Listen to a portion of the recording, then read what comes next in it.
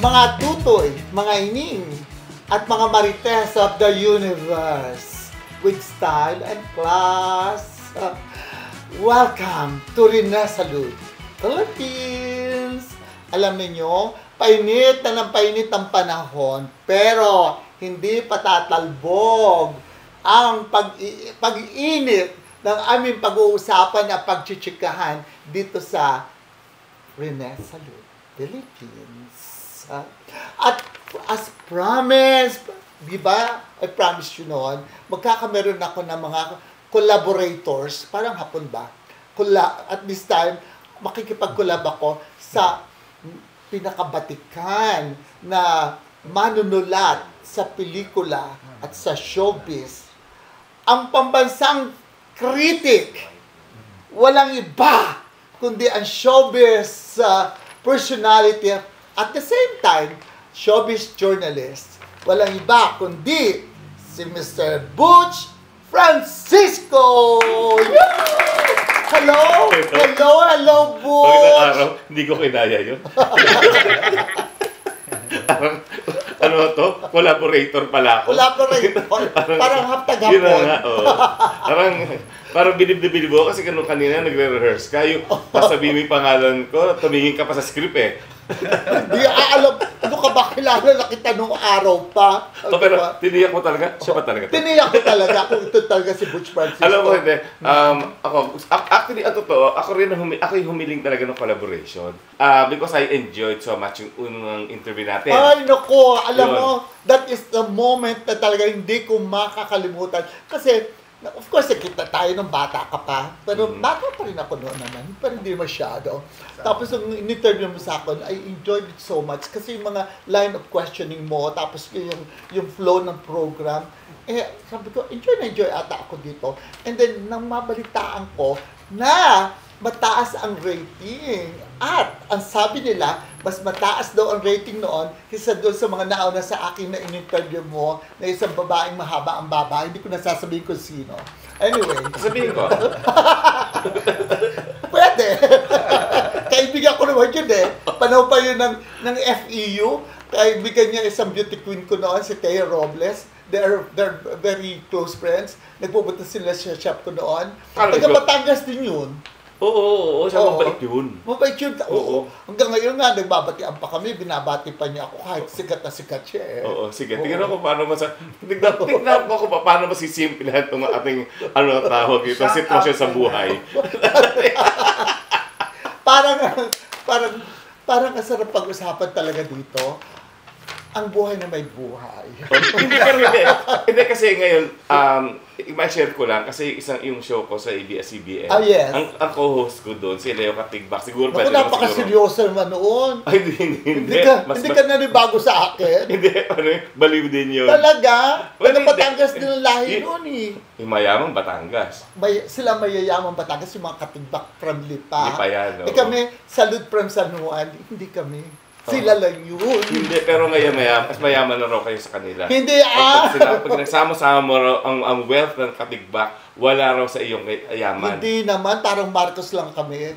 I don't think you know what you mean by that. Teka muna.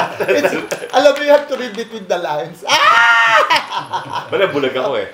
Hindi, tsaka no read, no write ako eh. So, hindi, ang ano lang ito, para bang galing ako sa isang Batanggenyong co-host. Pagkatapos, kaya yung nagkakameron, parang, nung una hindi ko mag-gets, ano yung nagkakameron? Tapos, napapakinig. Pagkatapos, ano ba, iba pa? Iba kami, ibang amin. So, ngayon, gano'n na rin ako magsalita ngayon. Gano'n na. Pero buti, hindi mo narinig yung salitang tubal. Hindi. Dirty clothes yun. Tubal. Tubal, Okay. That's very typical of Batanggenyo. Di ba pag-uusapan natin dito sa pag-uusapan natin yung fashion at saka pageant para sa mga, at saka sosyalan. Para sa ating mga ining at mga tutoy. Tutoy at mga... Hindi ba bastos yun? Hindi, ining is typical Batanggenyo. Ining, alam ko, pero yung tutoy. Hindi. Lalo naman sa Bisaya, yung pitoy. Bakit pangalan ng tao yung... Designer yun. Si designer yun. Pero pagka tinanong mo sa mga Bisaya, ang word pitoy, that means another thing. Oo. Eh, butuan nga, di ba? Buto, di ba? Oo. Di ba sila sa buto? Dapat nga, paano ba pag-pronounce? Butoan. Buto. Hindi dapat butuan daw. Butuan. Kasi Pero pagka, pag bading ang nagsasalita, order ng butoan. Ganon. Lalo naman ang puki-puki. Meron tampalpuki. Well, totoo yun. Isda yun. Ang puki-puki, nilamas na talong na pagkain ito ng mga Ilocano. Yun. Labang ka doon. Hindi, noong una kumakain ako sa lawag, nakita yung gano'n, tawa ako ng tawa. Pagkain pala talaga. Oo naman. Ano ka ba naman? Siya, tama na muna ang ating pinag-uusapang may kasama kalaswaan. Pag-usapan ko syempre yung alam ko, yung pageantry, yung sosyalan, pag-usapan natin mga social glamours, syempre, ang mga models, fashion shows. Okay. At ikaw, anong gusto mong pag-usapan? Hindi, syempre, nandito ako kasi ako naman, reviewer. Ako, I don't even want to be called critic kasi parang gusto ko, nagre-review lang ng pelikula. Siguro dito, aalamin natin, nanood mo ka ba ng Hello Love Again at saka Hello Love Goodbye? Kasi alam mo, gusto ko rin namang maging uso. Gusto ko rin namang nalalaman ko ano nangyayari sa mundo. Balita ako, all over the world, kumita yun billion-billion. 2 billion. Kaya nga ako, kahit hindi ako ganun ka-interesado, at to tell you honestly, hindi naman talaga ako fan ng pelikula. Although I love the movies. Pero pinanood ko. Talaga? Of course! Yung una, yung pangalawa? Pareho sila. Talaga? Yung pala, ngayon mako-compare natin mamaya pag sa review ko, alin mas maganda, yung Hello Love Goodbye o Hello Love Again? Mamaya, pero paunahan na kita. Pero parang mas maganda si Richard Alden nung una kaysa ngayon. Alden Richards. Ano kaya ang magiging review nito mamaya? Alden Richards. Yung partner ni Bernardo Catherine. Parang attendance sila sa klase, no? Bernardo, Catherine, present. Ganun na nga. Yan! Excited kayo sa aming pag-uusapan. Pero bago ang lahat, ayan, inviting mga tutoy, mga ining, mga marites of the universe with class and style na mag-like, mag-share, mag-subscribe at mag-comment. At doon sa mga nagmamaasim, huwag na kayong magmaasim dahil marami na pong nagmamahal sa amin. Kaya sorry na lamang. Friends na lang tayo. I love you. Alam nyo, doon sa aking huling vlog, nagbigay at nagbuga ang mahiwagang baol ng 10 standouts ng Miss Universe Philippines 2025.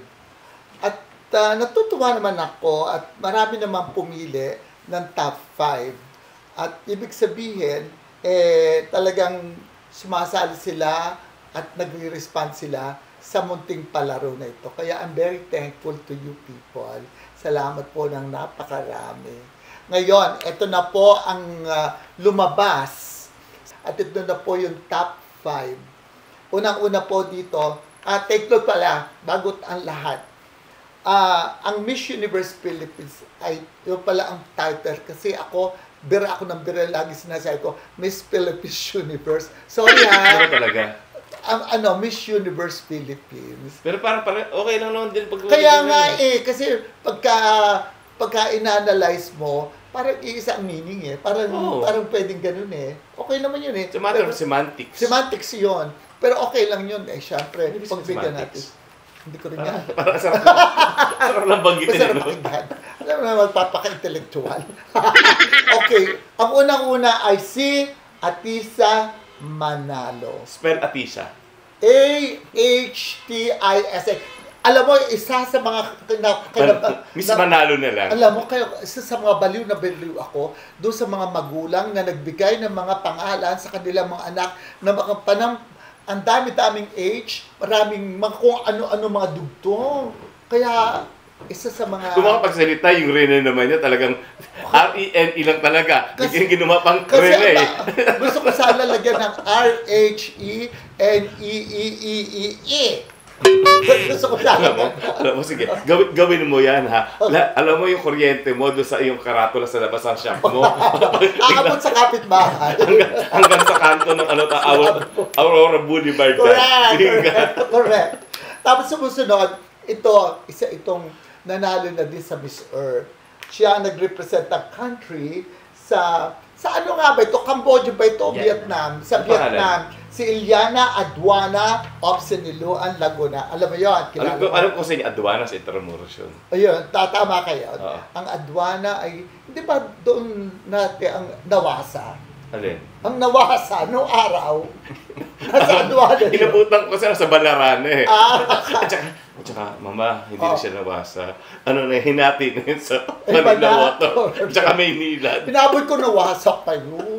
Inawasa juice pa nga. Yung pwede pang inumin ng tubig sa sa gripo. Na ako na lang ang gumagawa. Oh. So hindi mo kilala si Ilana. Bigyan kita ng idea, alam mo, ang waistline niya, 21. Parang kasi laki kayo.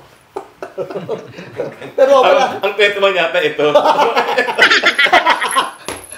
Totoo ka. Ito na, kilala mo sigurado ito. Sino? Magbigay ka na comment dito, ha? Sige. Teresita Winwin Kilala ko yan. of Dalaga pa yan, Parañaque. kilala ko na si Winnie. Muntinlupa. Mabait yan. Oo. Ate, bata pa. Bata pa yan, nakatira pa yan sa Tahanan Village. Na, Tatay niya, taga ron. oo, kasi, let's say, pag Oo. pinupuntahan ko yung tatay niya na mayor Oo. noon, bait na bata yan. Bata pa ba? Nakita mo na siya ng ganda? Hindi Yung ako, totoo. yung totoo. Hindi, parang gusto mo isali sa Little Miss Philippines. Ano, Ayun, ganun.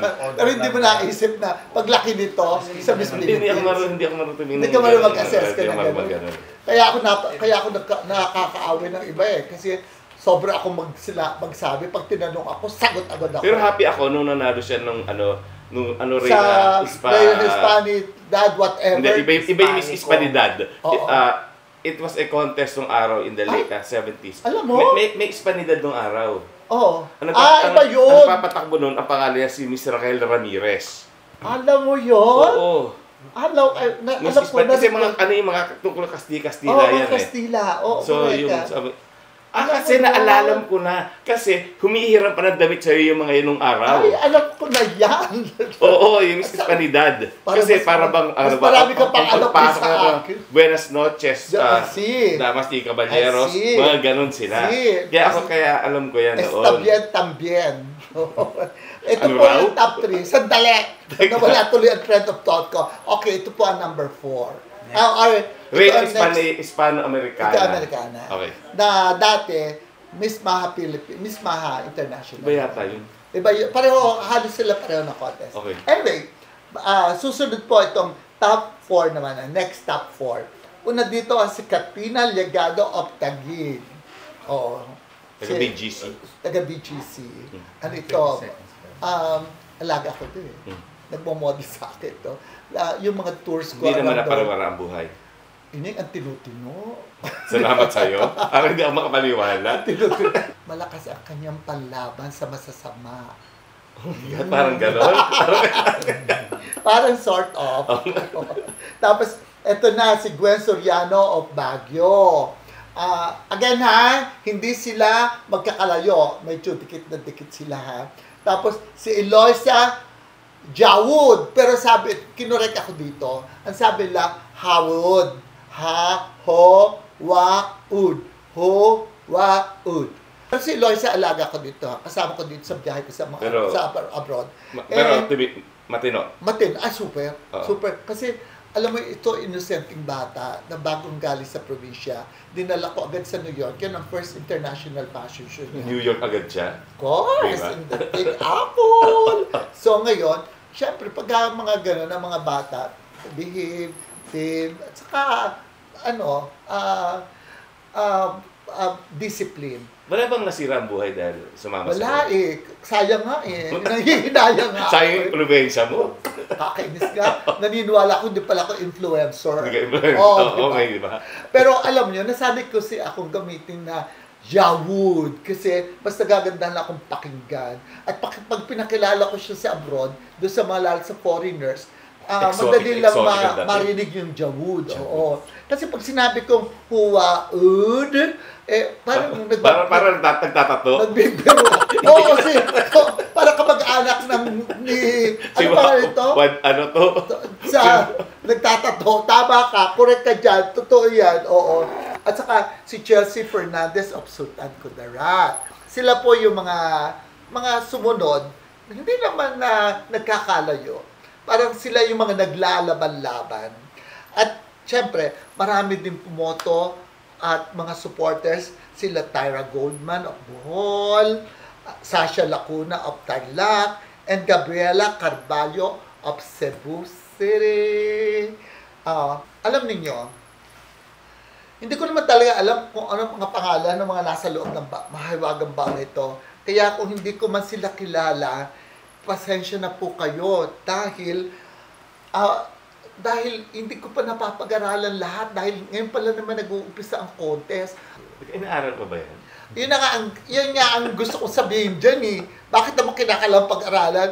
Diyos ko, tapos na ang pag-aaral ko sa Kailangan kolehiyo. magpakadalubhasa ka. Oo. Pero ito, aside from these people na na-mention ko, meron ako mga napag-aralan na at na-recall ko na pala. Ito makinig ka sa akin. Okay, doon sa girl na yan, kung sino ka nga, girl, gay, or lalaki, ito, pakinggan mo ng pag-aralan ko. Hindi pa siya galit yan, ha? Hindi pa yon. Alam mo kayo mga Batanggenyo. Pakalayo na. Si Gabriela Carballo. Ang pangalan pa ng Gabriela na, no? Alam niyo, ngayon ko napag-alaman na talagang napapakataas pala ng narating ng batang ito. Siya isang doctor of medicine, very well spoken, ibig sabihin, articulate, magaling siyang magdiskurso, magaling siya sa entablado magsalita, magaling siya makipag-usap sa mga hurado, at saka siya undefeated contesera, ibig sabihin, contest, pero lagi na nananalo, kahit hindi siya, maganda naman siya, pero hindi siya super ganda. Pero, ito ba yung portion na exit frame na dapat ako? Huwag mo ko iwanan dito. Kasama kita. Magkano sa mga nagagalit. The opinions and views of this network do not reflect. Tapos, pero maganda siya, matangkad. At saka, kakailanganin ko yan. Pwede ba magpareseta ng anong problema papatulong? Akala ko naman kung ano gagawin mo. Huwag na muna. Pasalihin mo na muna siya. Hindi, pananalangin ako manalo. Siya sa contest. Pangalan yan, Doktor. Si Doktora Gabriela Carballo. Bet na kita. Tapos, pero ano siya matangkad. At saka, ang ganda ng voice and personality. Kahit na ba sabihin mo, kay manalo siya, kay hindi, pero sana manalo ka, doktora. Doktora na yan. I mean, ang hirap. I think, kesa yung between doktora at saka ikaw, may anak ka, gusto mo, Miss Philippines anak mo o doktora? Ako, parang gusto ko ata Miss Philippines para madali ko ibenta. Hindi. Klaro lang po natin. Pasama itong episode na to. Wala po akong intention na gano'n hindi ako bugaw. Ayaw mo nun. Anak mo, Miss Philippines na doktora. Oo ba, no? Di ba? Marami, di ba? May Miss Philippines na doktora naman. Marami si Padre Padua nung araw. Tapos sa UP pa yun Tapos meron pang mga abogada. Oo. At saka meron akong isinali noon. At tandaan ko noon, nanalo siya ng Binibining Pilipinas sa tourism. Si Mary Rose. Sandali. May pagpapangalan magulo, Mary Gross.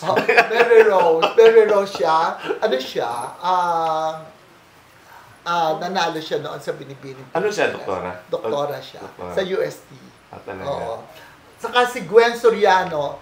Dalawa na yung Gwen na yan, Oo nga. Hindi, si Gwen kanina, pero ngayon inuulit ko lang ngayon kasi ina-accuse kasi ako dito na hindi ko daw pinag-aaralan. Pag-aralan ko daw. Ngayon na pag-aralan ko na ito ang lumabas sa akin pag-aaral. Si Gwen Soriano. Parang nagsunog ka ng kilay. Ay, oo. Naku, alam ninyo, ilang araw ako hindi nag-design para lang pag-aralan ko ito. Alam ninyo, ito si Gwen pala, natandaan ko na, sorry for my senior moment. Ginudge ko na pala siya noon sa Limgas sa dagat. Kasama ko si Maureen. Ano pangalan ko? Lingas ng Pangasinan. Pero Lingas ng dagat ito eh. Lingas ng dagat ng Pangasinan. Alam ko yun, may dagat yun eh. Tapos ngayon, with Maureen.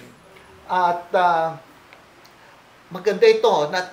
Natatandaan ko ito. Gusto ko itong mag-model sa akin. Pero sumali ito sa Binibining Pilipinas. Ang naiinis lang ako, I was rooting for her na mag-win. Kasi maganda, matangkad. Eh, bigla pa naman na nag-back out. O bakit? Ewan ko, nanghinayang talaga ako dito. So, ayun, after that, hindi ko na siya nawala na kami ng contact. Not too late. Pwede pa rin, oo. Tapos, pero alam mo, aside from there, merong mga, yung nabanggit kong Miss Baguio last year, na nagagandahan ako, si Tara Valencia, lalaban sa Miss Supra-National this year. Eh, parang kasamahan din niya yun, noon. Tatanda ko din yun. Tapos, ito pa yung isang special mention. Hindi ko ma-mention ito kahit hindi siya kasama sa mahiwagang baon. Baol. Naging bagon. Baol. Hindi, ibabaon na natin to. Ng salimot. Baon salimot. Ang special one si Maiko Ibade ng Benguet. Maiko, yeah. Okay. Alam nyo, itong si Maiko, yung sa picture, ang fan na fan nito, yung aking director, si Kata Figueroa. Type ng mukha niya. Nung pinakita niya sa akin, ay maganda nga, exotic. Ang ganda-ganda nito. Oo. Pero kahit wala siya dito sa top 10 early standouts sa Mahiwagang Baol, eh maraming nagpadala ng mga comments saka kung ano-ano. Kaya dapat lamang na magkameron siya ng special mention. So, it's your turn now. Oh, okay, sige. Oo. Okay. Ganito, seryoso na to. Ganon? Ano ka ba? May pindatuo pa. May magaganap pa seryoso. Sige. Ito. Kasi ito, nung 2024, That was last year. Oo, nung 28 ka pa lang. Hindi naman, 27. Sorry naman ha. Anyway, so dalawang pelikula lang ang kumita. Yung Unhappy for You kay Julia Barreto at kay Joshua Garcia. At saka, talaga, syempre, ang super blockbuster talaga, yung Hello, Love. Ay, napanood ko yun. Again. Napanood mo yun? O sige, mamaya, kiquiz kita dyan. Ha? Kasi ito, nag-umpisa yan. Siyempre, alam mo naman, in 2019, nagkaroon ng experiment na pinagsama yung dalawang malaking artista ng bawat network. Halimbawa si Alden Richards na dati, especially that time, na bagong hiwalay pa lang doon kay Maine Mendoza. Pero marami pang fanatics ng Aldab noon eh. Alam mo, I'm sure hanggang ngayon meron pa rin eh. Pero lalo na that time, kasi 2019 to eh.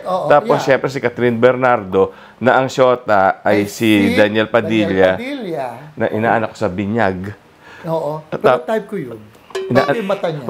Inaanak ko yun, wag naman yun. Ganon? Oo. Masama pa naman ang maakit, ang isang bading sa isang lalaki. Ay, sige, mag-usap kayo ni Kumaring Carly Estrada.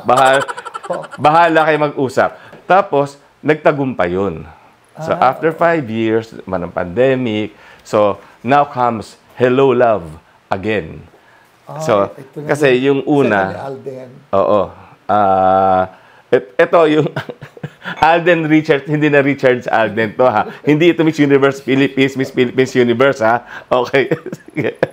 Again, how do you say it? Richard Alden. Alden Richard. Okay. Whichever. Teka muna. Pwede bang mag-comment lang ako ng sandali? Agad-agad? Oo naman, kasi baka mawala sa isip ko eh. Parang mas maganda nun si Alden kaysa nung una niya with Catherine kaysa nitong huli. Nagandahan ako sa kanya.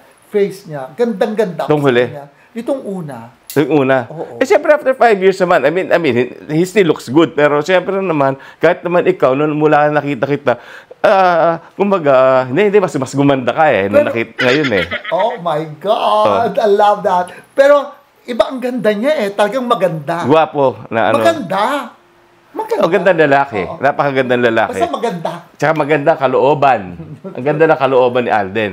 So, anyway, going back to my review, kasi yung una, siyempre, yung ang setting Hong Kong. Yes. Pagkatapos, nag-level up na sila, nag-Canada na. So, ngayon, ang pangalan ni Alden ay si Ethan Del Rosario. Tapos, si Catherine, Joy siya sa Hong Kong. Pero, pagdating sa Canada, hindi na siya Joy. At nawala na yung joy sa buhay niya. Dahil medyo may pagkamasungit na yung karakter niya. Gano'n na siya. Siya na ngayon si Marie.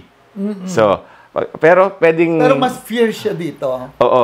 Pero napaka-convenient ng name change kasi nga, pangalan niya talaga, si Joy Marie Fabregas. Kaya nga ginamit pa rin yung Marie. Oo, kaya pwedeng gamit. So, pero ang transformation niya, pati personality niya nag-iba.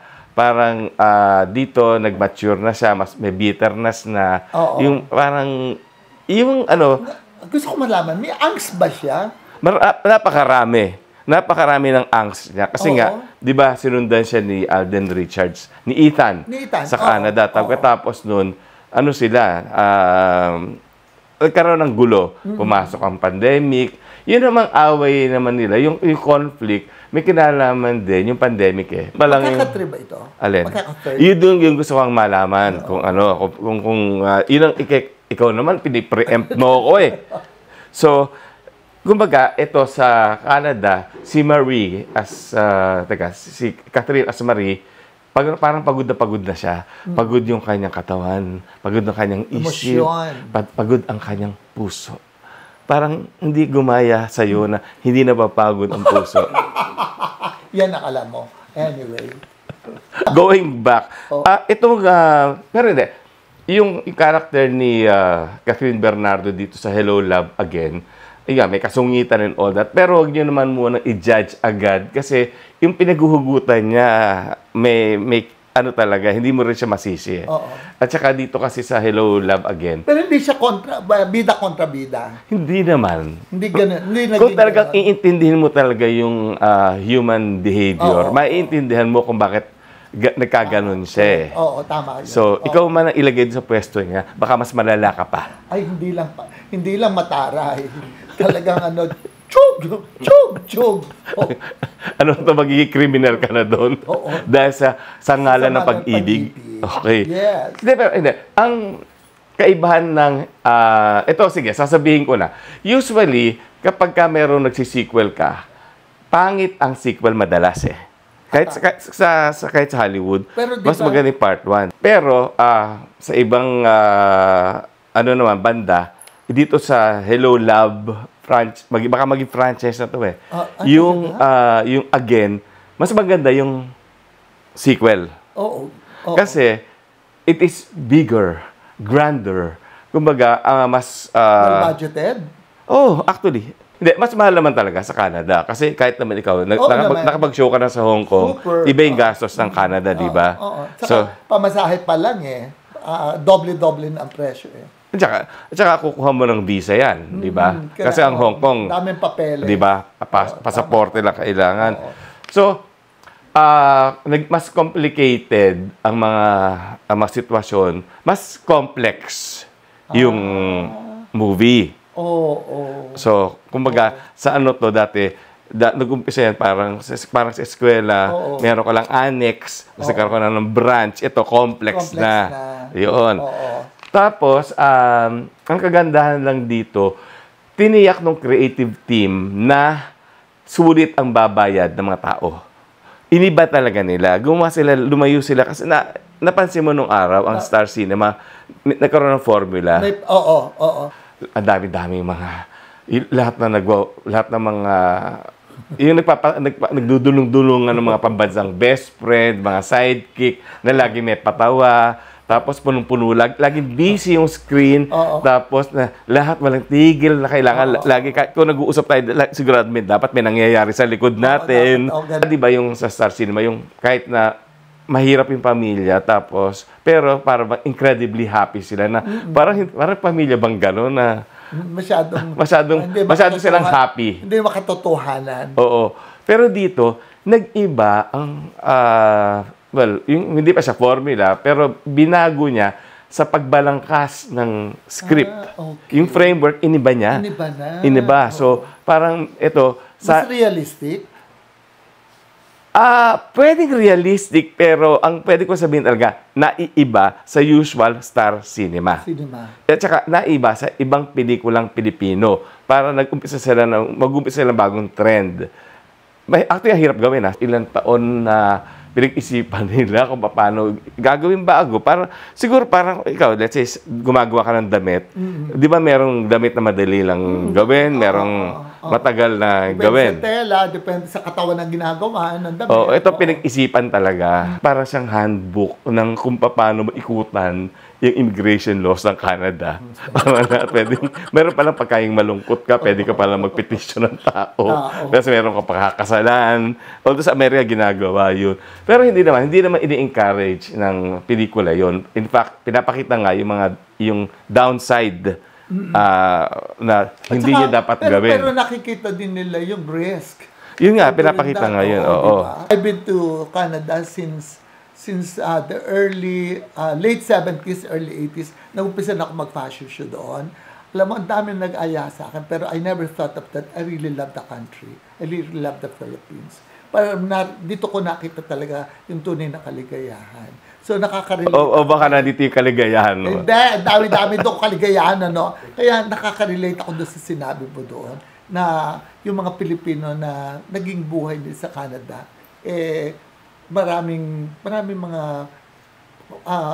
mga repercussions na naganap dahil sa kanilang pagiging adventurous.